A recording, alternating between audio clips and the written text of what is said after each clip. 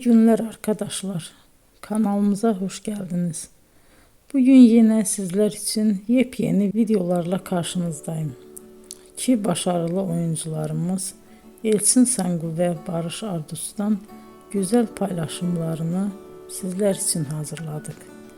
Elçin Sangu, Sevdim Alabora, Yalancı ve Mumları, Kiralık Aşk, İyi Günde Kötü Günde bu dizilerde rol almış ve herkes tarafından çok beğenilmiştir.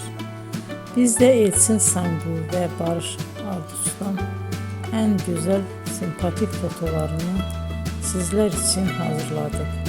Bu karelerin devamını istiyorsanızsa emeğe saygı olarak kanalımıza abone olup yorum yazmayı unutmayın arkadaşlar. Teşekkür ederim.